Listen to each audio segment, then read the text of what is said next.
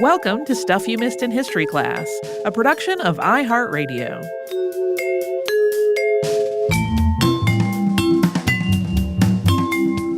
Hello and happy Friday. I'm Holly Fry. And I'm Tracy V. Wilson. We talked about Charles Francis Hall. Yeah. His accomplishments actually get overshadowed by all of the weirdness. Because he did, make a record in there. Yeah. And he did some interesting things, but also he seems like maybe really paranoid to me. Right.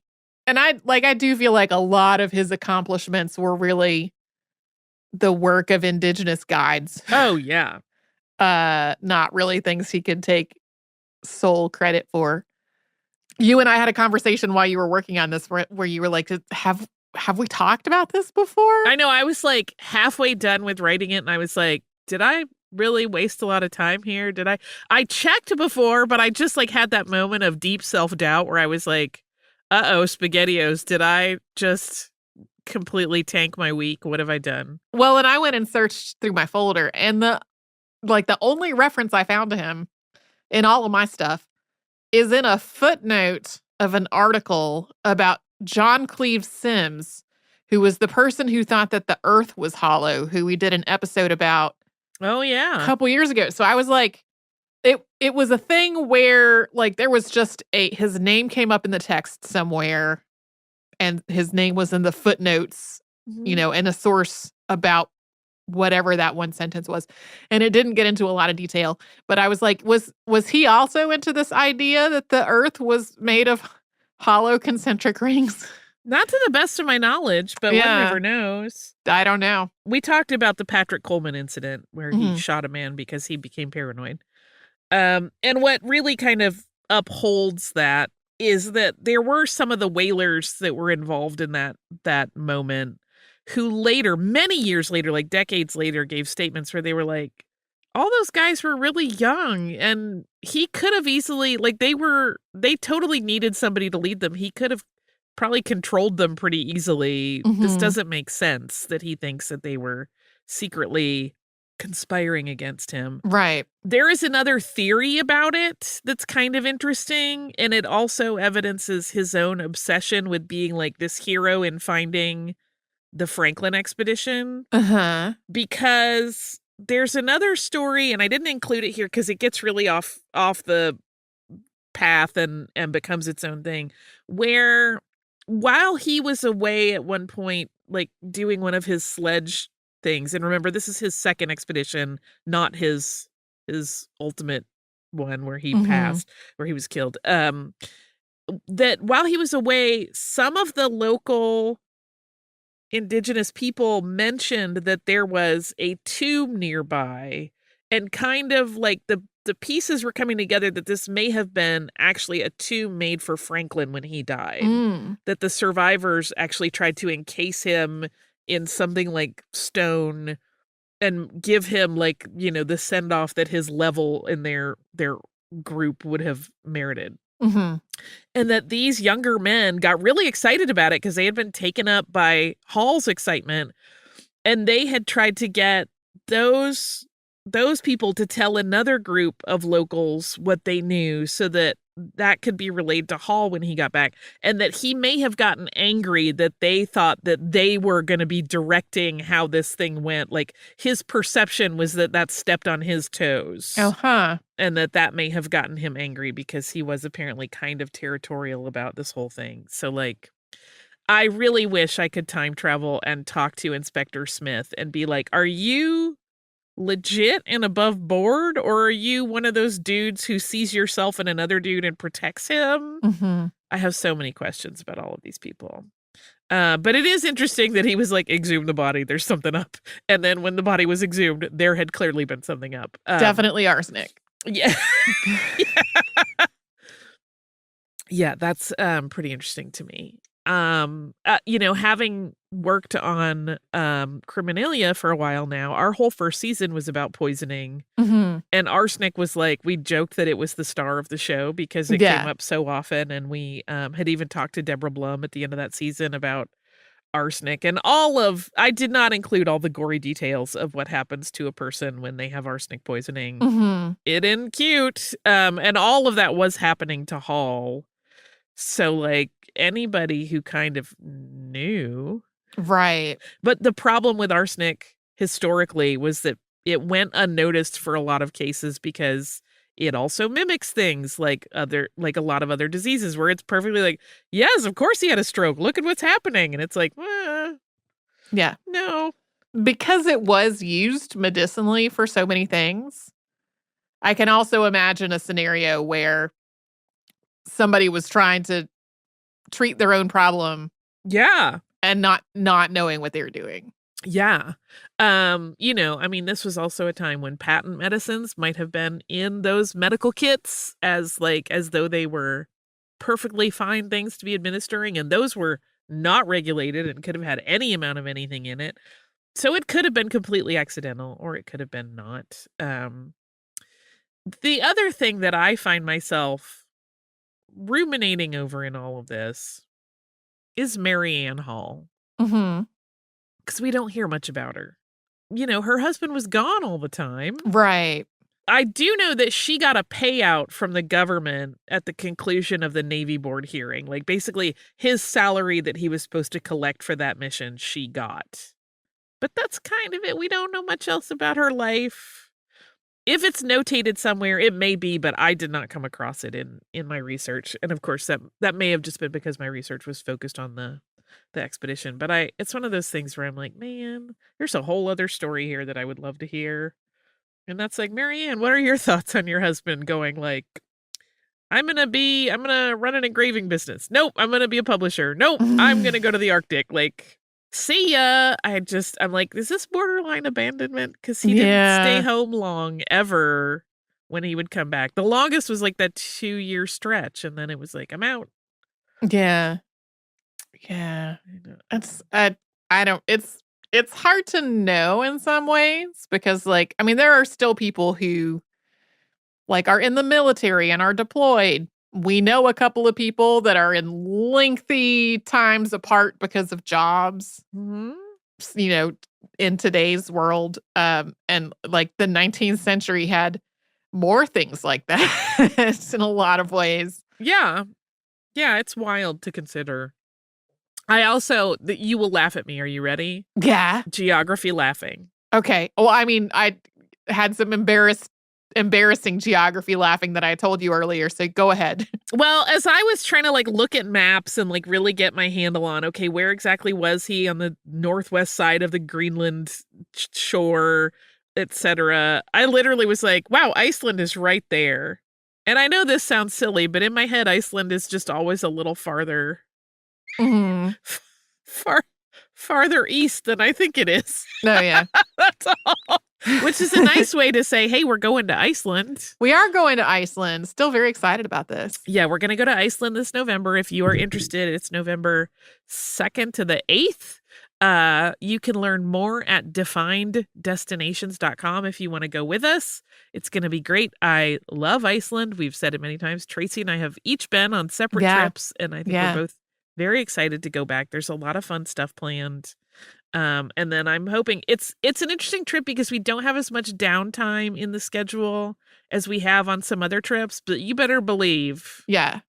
I'm going to go find my favorite hot dogs because Iceland has some great hot dogs. Right. And I have, some, I'm going to drink some Brennivin in some places.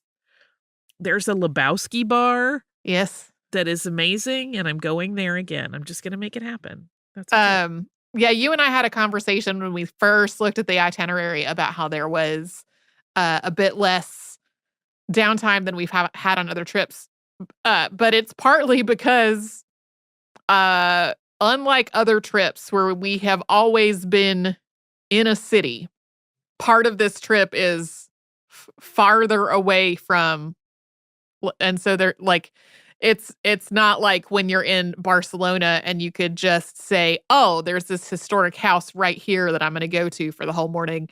A lot more of the things where we will be outside of Reykjavik, like you would need conveyance to get there. Yeah. Yeah. Which will be our bus. Reykjavik is very walkable, but once Yeah. we're outside of that area, it gets a little bit trickier. Yeah. Which I'm still very excited to go there for reasons. Yes. I have a lot of excitement for a lot of reasons. Very excited. And none of us are gonna hopefully have any horrible incidents or get poisoned by arsenic. Yes. And hopefully if there's any volcano happening, it will be a volcano that is not threatening anyone or disrupting things at that time. Yeah. Yeah, I, have acquaintances at this point in Iceland, and I have reached out to them whenever there's been news, and it's all kind of like, no, everything's safe. All the animals got evacuated. We're good. We're used to this. We have plans in place now. I really felt like when we were in Iceland back in 2016, it did feel like people were very pragmatic about the idea of volcanic activity. Yes, 100%. I would concur. Anyway, that's Charles Francis Hall.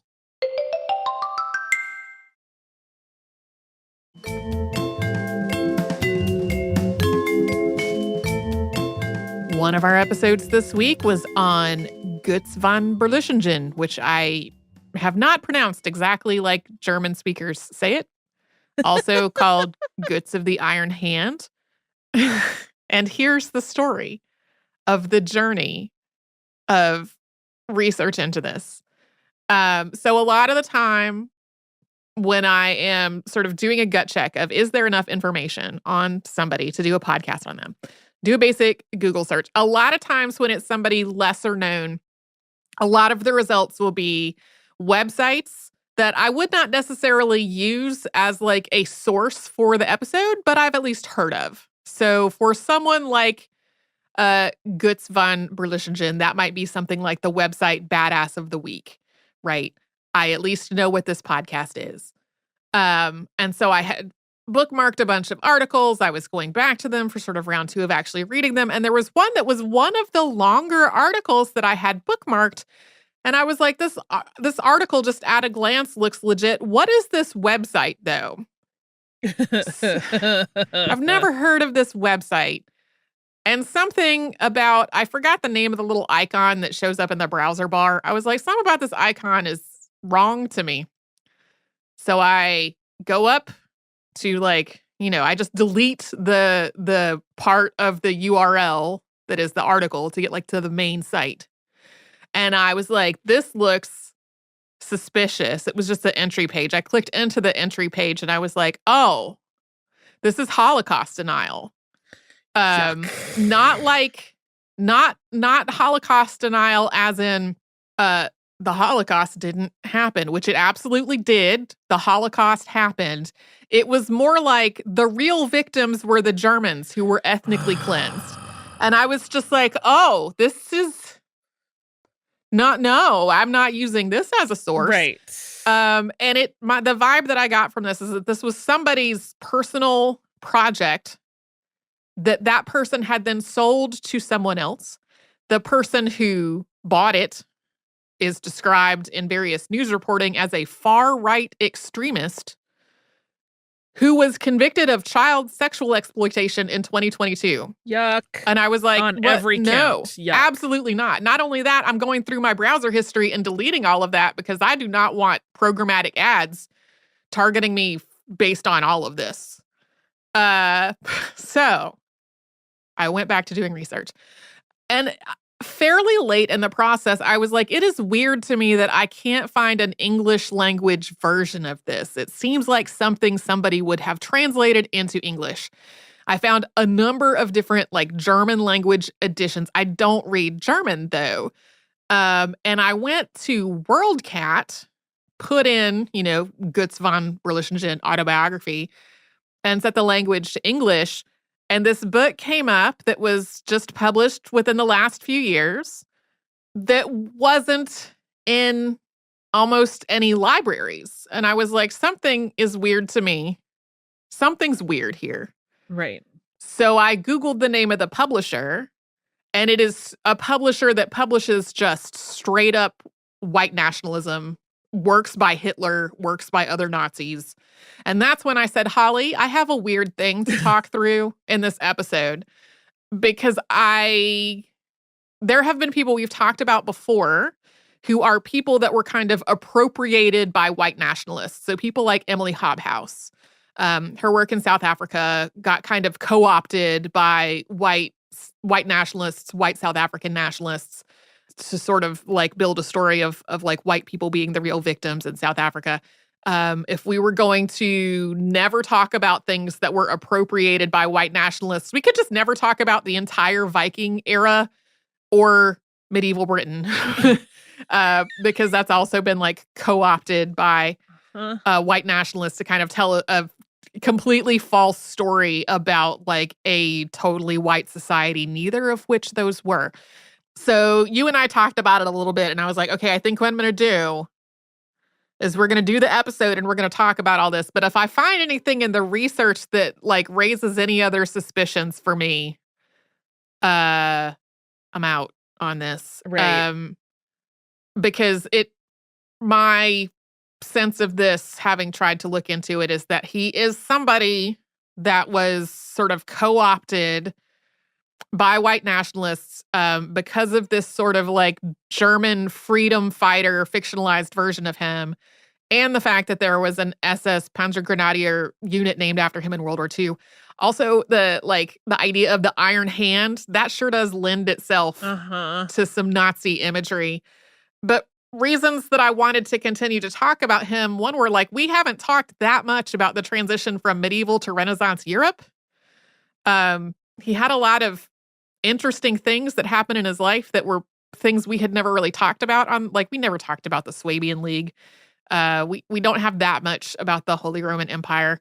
And we don't have a lot that's about disability that far back in history. Correct. Most of our disability history is a lot more recent, and a lot of that has to do with like what the expectations that societies have put on disabled people, and a lot of times disabled people just being written out of history. Yeah, they are historically not considered worthy of being part of the historical record. Right, which is right. a problem. And, you know, a lot of times in the time they were living, sort of forced into the background by societies that were like, we don't even want to see disabled people. So being able to talk about somebody who had a disability and was living in the 16th century, I felt like was important.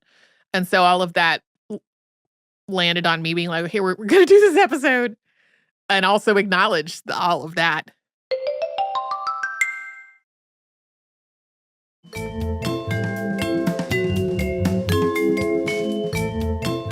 One other thing I did want to say is a lot of the development of prosthetics, especially like limb prosthetics in the US and Europe, has followed war and battlefield injuries that soldiers have sustained, right?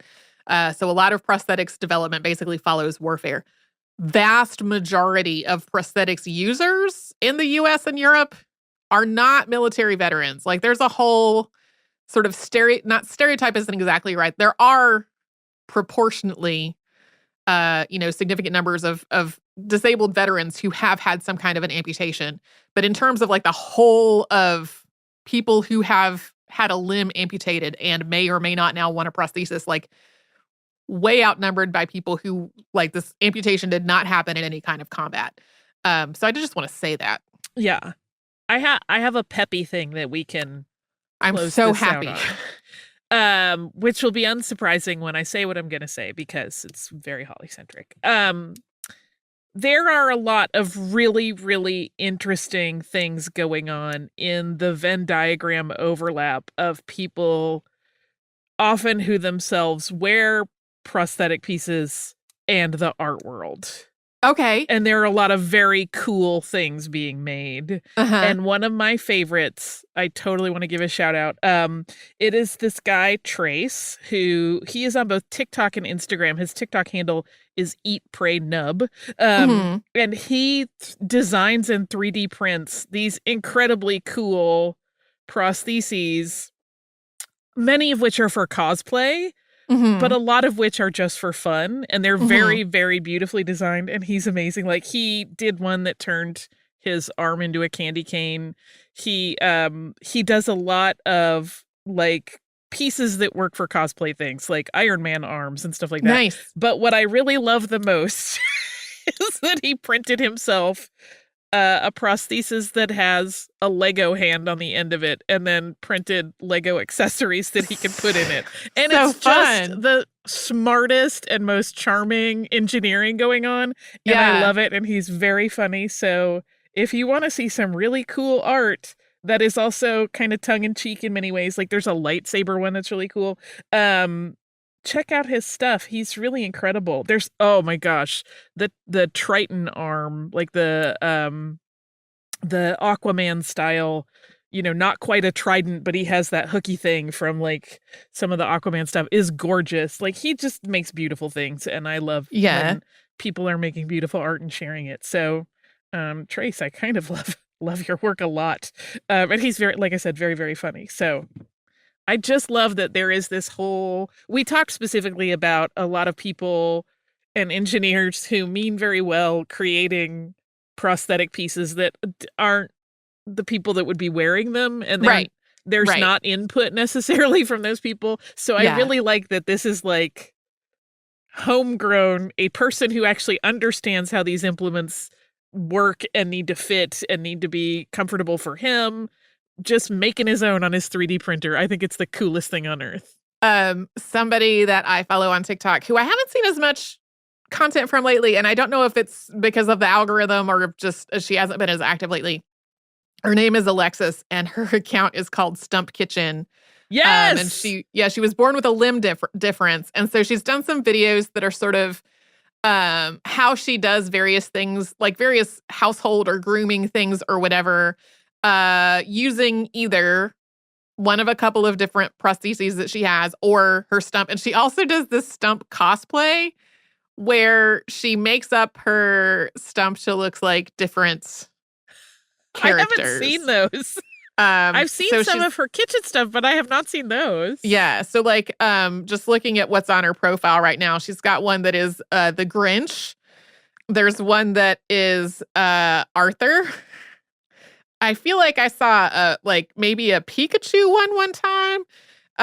She'll make up her whole limb. She calls it her stump. I don't know if that word is comfortable for everyone who has a limb difference, but like that's what she calls it. And she tells stories about like when she was a child and her sister who did not have a limb difference, like sort of made a personality for her arm. It's I love her content. And what you just described reminded me of it a little bit.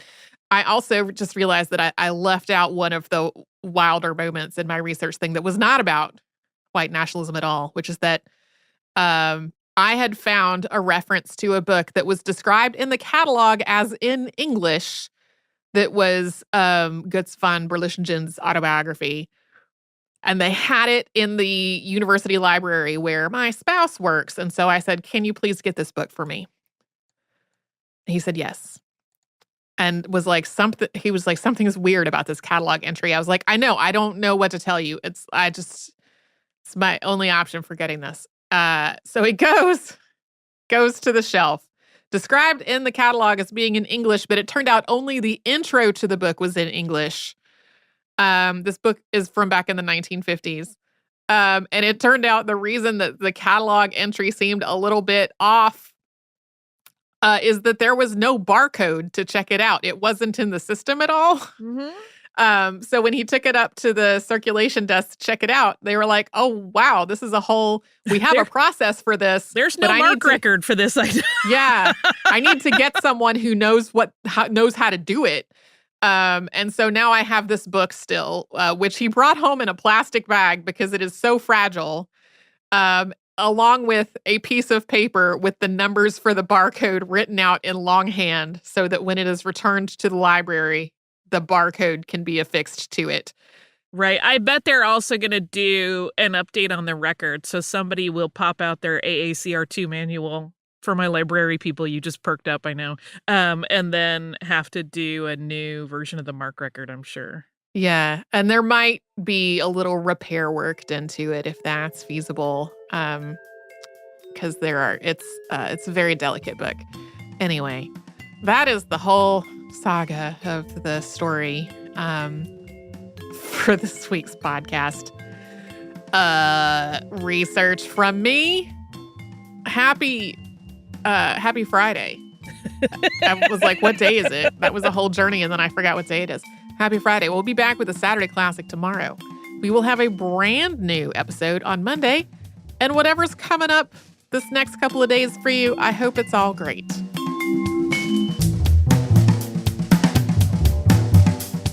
Stuff You Missed in History Class is a production of iHeartRadio. For more podcasts from iHeartRadio, visit the iHeartRadio app, Apple Podcasts, or wherever you listen to your favorite shows.